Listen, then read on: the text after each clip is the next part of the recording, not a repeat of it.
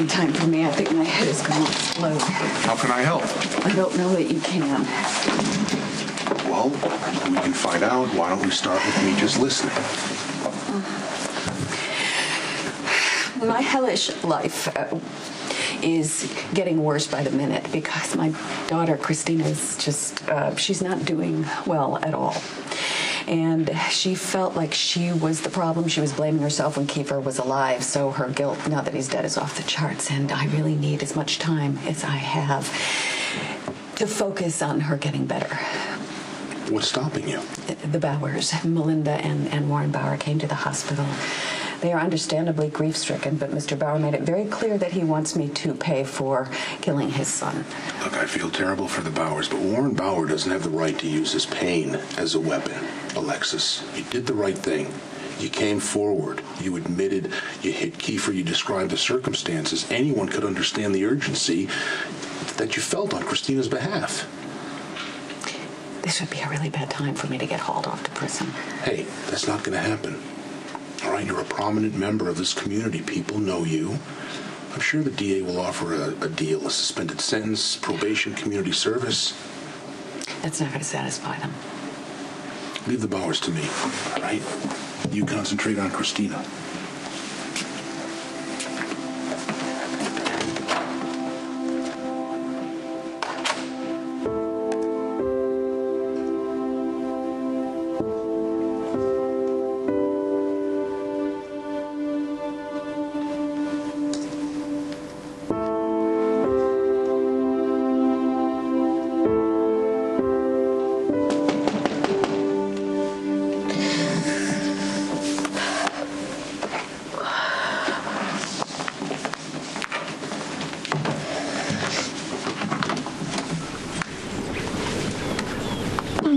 Mr. Barr, my mom's not home.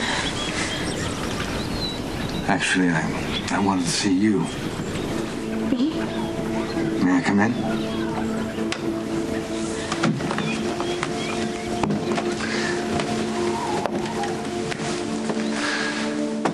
The way I behaved at the hospital, things I said,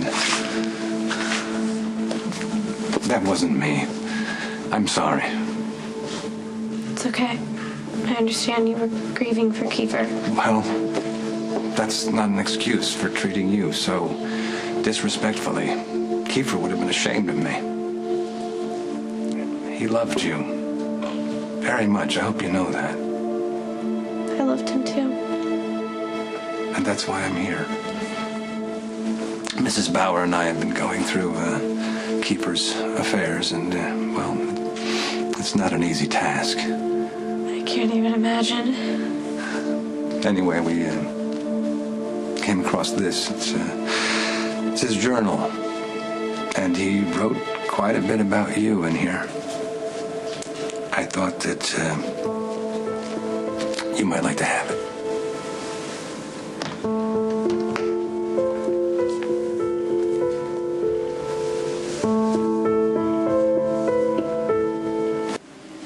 I have to admit that when you and Kiefer started getting serious, my wife and I became a little concerned. You know, we thought that Kiefer was too young. You know, that he had too many things to do to have such intense feelings for a girl. But we came to realize what an extraordinarily mature and accomplished young man we had raised. And Kiefer was handling it all. Studies, sports, and his relationship with you. But you broke his heart when you started taking up with Ethan Lovett, the man who beat you. I don't blame you. I don't blame you. I know your mother has been pressuring you to say that it was Kiefer who was hitting you.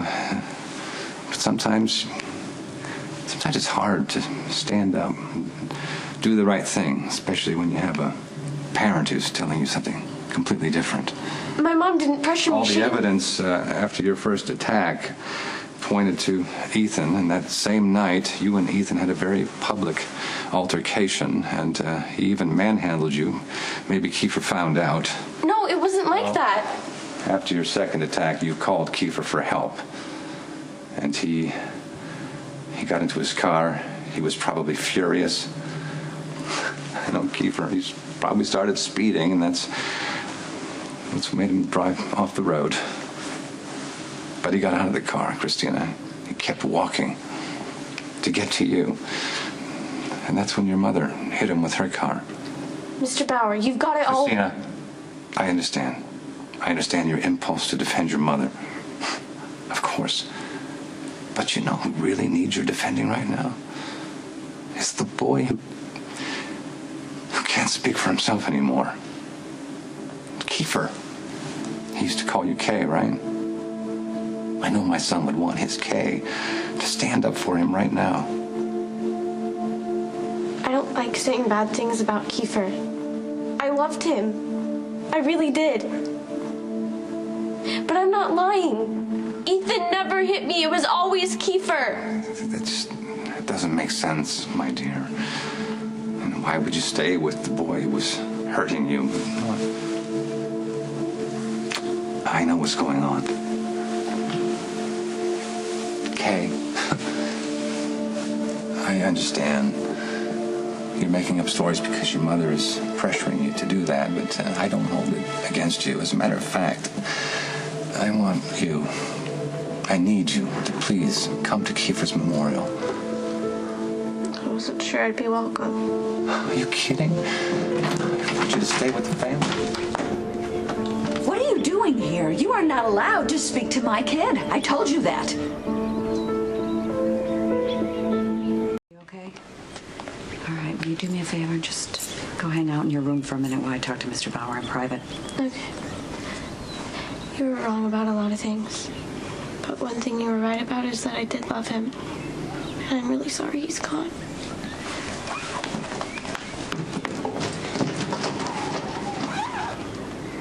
I understand that you're grief-stricken.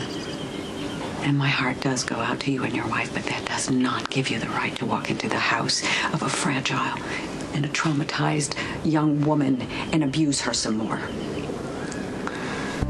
Your daughter is a pathological liar, and you're nothing more than a child killer.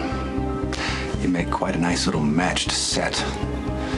My son is dead because your daughter lied, and then you ran him down with your car. And if you think that you're just going to walk away from this without consequence, well, that's not going to happen. I can promise you that.